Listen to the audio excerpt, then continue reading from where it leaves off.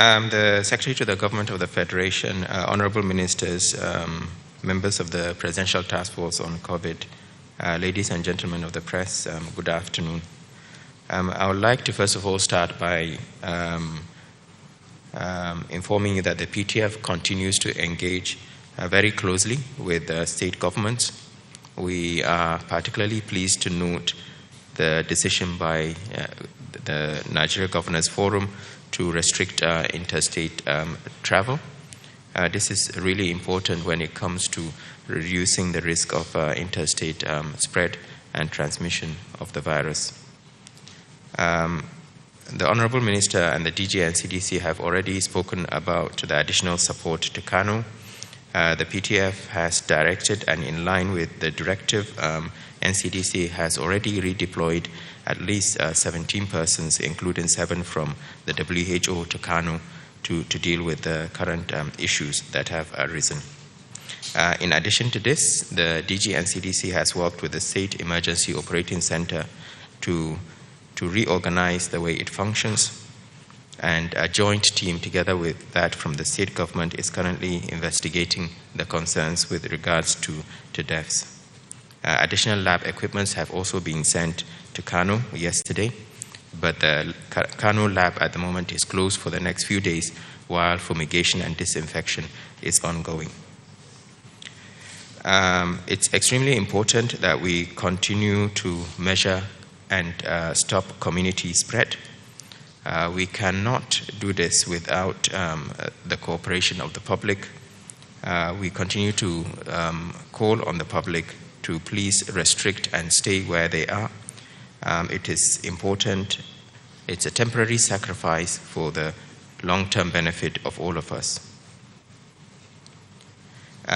In terms of the issue of testing, we note that some states continue to have a low level of testing for the virus. You will not have a case if you have never tested for it.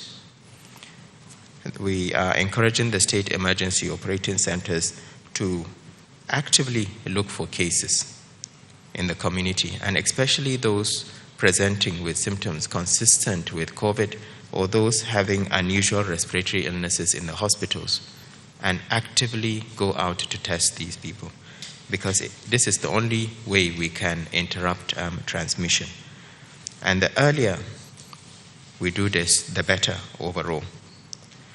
We know that some symptoms can be quite vague, but there are classical symptoms such as a fever, which is seen in up to 90% of cases, a cough that is seen in 2/3 of cases, and a shortness of breath in about 1/3 of cases. Other unusual symptoms might include a loss of smell, what we call anosmia, which is increasingly being seen to be specific for COVID compared to other viral infections, upper respiratory viral infections. Finally, I would like to talk about Ramadan and specifically reiterate the need for Muslim faithfuls to practice all acts of ibadah and salawat within their homes as we look forward to the commencement of Ramadan, hopefully tomorrow, Friday, or Saturday.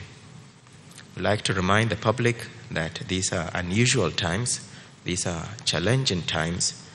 There are times that we must act accordingly in order to control the spread of the virus. As we are seeing Ramadan tomorrow, we need to make sure that we protect ourselves so that we are around next year to observe another Ramadan. On behalf of the PTF, we wish our Muslim brothers and sisters Ramadan Kareem. Thank you. Thank you.